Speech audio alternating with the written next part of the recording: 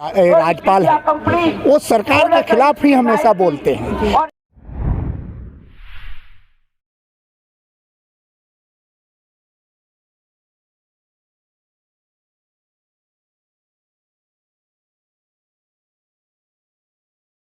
नमस्कार, मैं उर्मिला और आप देख रहे हैं VMI न्यूज़। जैसा कि आप देख सकते हैं, हम मौजूद हैं जंतर मंतर पर। हमारे साथ मौजूद हैं कॉमरेड पार्टी से कुछ लोग। आइए जानते हैं इनसे इन्हें किन समस्याओं के साथ आज जंतर मंतर पर आना पड़ा। नमस्कार आपका नाम? मेरा नाम विजय कुमार तिवारी है जी। मैं CPI का साउथ दिल्ली का ब्रांच सेक्रेटरी हूँ और AITUC का उप महासचिव हूँ। सर, ऐसा क्या रीजन रहा कि आपको जंतर मंतर पर आना पड़ा? देखिए, हमारा मेन जो रीजन है यहाँ पे कम्युनिस्ट पार्टी का जो हमने निर्णय लिया है और हम यहाँ पे आए हैं, मेन हमारा रीजन जो है जो उप राज्यपाल हैं और राज्यपाल हैं जो अदर स्टेट में काम करते हैं। तो जहाँ पर BJP शासित राज्य है वहाँ पर तो राज्यपाल कोई हस्तक्षेप नहीं करते, लेकिन जहाँ पर अपोजिशन की पार्टियों का जो भी सरकार है, जैसे केरल में आप ले लीजिए, वहाँ पे आरिफ मोहम्मद साहब हैं, वहाँ पे जो राज्यपाल है वो सरकार के खिलाफ ही हमेशा बोलते हैं और कोई विकास के काम के लिए अगर सरकार फाइल भेजती है तो उसको दबा देते हैं, रोक देते हैं, उसको साइन नहीं करते। और अभी आपने देखा होगा यूनिवर्सिटी को लेकर के कितना बवाल हो रहा है वहाँ पर। वो कह रहे हैं यूनिवर्सिटी का जो चांसलर वगैरह जो भी नियुक्त करना है मैं करूँगा, जबकि सरकार ने विधानसभा में ये विधान पास किया है कि जो भी चांसलर होंगे उसका जो नियुक्ति है सरकार करेगी। इसी तरीके से बंगाल में देख लीजिए, आप यहाँ दिल्ली में देख लीजिए, जो उपराज्यपाल हैं हमेशा रोज आप देखते हैं टीवी पे या ऐसे भी बातें आप देखते हैं, सरकार कहती है मैं ये काम करने वाला हूँ, ये फाइल भेजती है, लेकिन यहाँ पर जो हमारे उपराज्यपाल जी बैठे मल्होत्रा जी, जो BJP के लोग हैं, आप जानते ही हैं, जितने भी उपराज्यपाल और राज्यपाल हैं ये सब BJP सरकार से लगे हुए हैं, मिले हुए हैं। वो यहाँ काम नहीं करने देते, फाइलों को रोक देते हैं और अपना बहाना अलग कर देते हैं कि हम अपना काम अलग करेंगे। इसलिए ये जो विपक्षी पार्टियों के राज्यों में ये जो परेशानी आ रही है, जो राज्यपाल सरकार चलाना चाहते हैं, उप राज्यपाल सरकार चलाना चाहते हैं, इसके विरोध में हम यहाँ पर इकट्ठे हुए हैं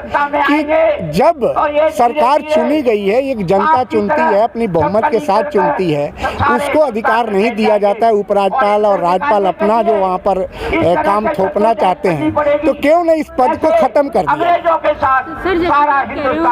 राज्यपाल का पद ही खत्म कर देंगे। हाँ, क्यों खत्म करना चाहते हैं? हम क्यों मांग कर रहे हैं इस चीज को?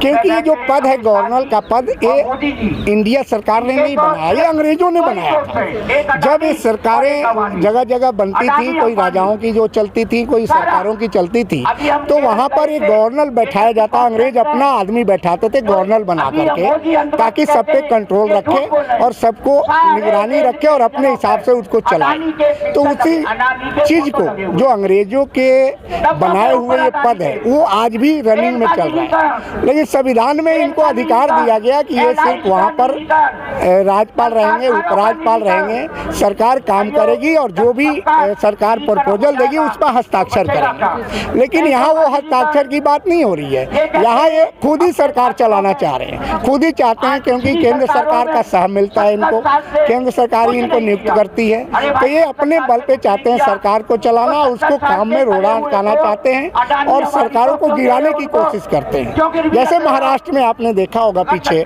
ऐसे ही हुआ, जब शिवसेना और NCP और कांग्रेस की सरकार बनने की तैयारी हो रही थी, तो BJP और NCP के अजीत पवार जी के साथ मिलकर के इन्होंने रातों रात वहाँ पर मुख्यमंत्री और उप मुख्यमंत्री का शपथ दिला दी और बाद में जब कोर्ट गए तो वो गलत पाया गया, उस पर फिर बहुमत की बात आई और कोर्ट ने आदेश दिया, तो बहुमत साबित करके कांग्रेस और NCP और शिवसेना की सरकार बनी।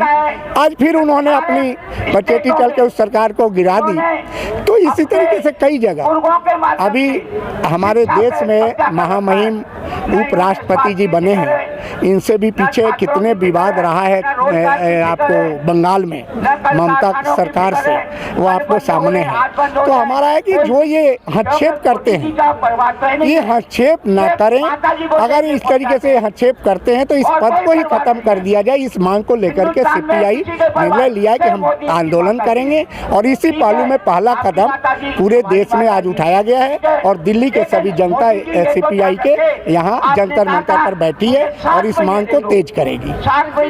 बीजेपी की बड़ी होर्डिंग भी लगी हुई है और बीजेपी कहती है सबका साथ सबका विकास, उसके बारे में क्या कहेंगे सर आप? देखिए, ये तो होल्डिंग तो लगाना है प्रचार में। आपने देखा अभी 65,000 करोड़ कितना 1000 करोड़ अभी आ रहा है न्यूज में कि इन्होंने सरकारी पैसे को अपने होर्डिंग में ही लगा दिया, अपने प्रचार में ही लगा दिया। आपको लगता है कि सबका विकास हो रहा है? अभी यहाँ पर आप देखिए जो 44 कानून अभी हैं, लेबर कानून, जो मजदूरों की समस्या होती है तो मजदूर अपने बात को लेकर के जाता है। इंडस्ट्रियल डिस्प्यूट है 1947 में बना। आपको कंपनसेशन है कि 1923 अंग्रेजों के ज़माने में कम्युनिस्टों ने और मजदूरों ने लड़के अपने अधिकार को लिया। 1926 में ट्रेड यूनियन एक्ट का हासिल की, 1948 में फैक्ट्री एक्ट ESI कोड हासिल की, 1952 में PF एक्ट उन्होंने हासिल किया और 1970 में कई कानून ऐसे हासिल की मजदूरों के लिए। लेकिन ये अगर सबका विकास होता तो उस कानून को रहने देते, मजदूर जो आगे बढ़ रहे थे, ठीक चल रहे थे, उनका कानून था, इसको चलने देते, लेकिन ये नहीं चलने दे रहे। उसको इन्होंने तैयारी करके 4 कोड बिल में बदलने की कोशिश की है और पूरे देश में इसकी समीकरण भी बना लिया है इन्होंने और वो मजदूरों पे थोपने जा रहे हैं। तो इससे मजदूरों को बड़ा ही नुकसान होगा और बड़े बड़े जो बिजनेसमैन हैं, बड़े बड़े जो पूंजीपति हैं, उनका इसका फायदा होगा। इसके लिए साथ काम कर रहे हैं। तो इससे मैं ये नहीं मानूंगा कि सबका साथ सबका विकास है। देखिए, कहना बड़ा आसान है, सभी सरकारें आती है अपनी अपनी घोषणाएं करती है। इन्होंने भी घोषणा की थी आपको बहुत रोजगार के बारे में, 2-2 करोड़ इन्होंने वादा किया था हम रोजगार देंगे। आज कितनी रोजगार है देश में आप देख रहे हैं, करीब 60,000 कितनी पदे सेंट्रल गवर्नमेंट में खरिक्त पड़ा हुआ है। ये भर्ती करने के बजाय ये नई तरीका आपने देखिए अग्निवीर ला दिया, जो फौज को भी कॉन्ट्रैक्ट उसमें कर दिया फिक्स टर्म के लिए। तो इस तरीके के काफ़ी ये पॉलिसी चल रहे हैं, सिर्फ कहने के लिए ही सबका साथ सबका विकास है। ना रोजगार है, ना इन्होंने महंगाई पे कोई रोक लगाई है, ना यहाँ के जो भी मजदूर हैं उनके समस्या का समाधान किया है। सिर्फ अपना नारा दे रहे हैं और मजदूरों को और किसानों को सबको एक कुचलने का काम हो रहा है। उसी पहलू में इन्होंने राज्यपाल को भी आगे बढ़ाया है। सर, जैसे कि भारत जोड़ो यात्रा चल रही है, आपको लगता है कि उससे बेनिफिट होगा 2024 के चुनाव के लिए? देखिए, भारत जोड़ो यात्रा चल रही है, कांग्रेस पार्टी कर रही है, राहुल गांधी कर रहे हैं। हम उस पर ज़्यादा टिप्पणी नहीं करना चाहेंगे। हम लोग कम्युनिस्ट लोग हैं, हमने अपनी प्रण ली है कि हमें जो ये सरकार है जो मजदूर विरोधी, किसान विरोधी है और महंगाई पे रोक नहीं लगा रही है, इस सबको हमें इस चीज़ को लेकर के लड़ाई हमने छेड़ दी है और हम इसको कोशिश करेंगे कि 24 में इनको किसी तरह उखाड़ के फेंके। हमारा प्रण है और हम लोग इसके पहल में आगे कदम बढ़ा दिए। तो जैसा कि इन्होंने कहा, बीजेपी सरकार कहीं ना कहीं खोखले वादे कर रही है और कहीं जैसे कि आने वाले 2024 में इनका अपना निर्णय लिया है इन्होंने कि बीजेपी को जड़ से उखाड़ के फेंकने का। तो मैं उर्मिला, VMI न्यूज़ से कैमरामैन मोहित चौधरी के साथ, जय हिंद, जय भारत, वंदे मातरम।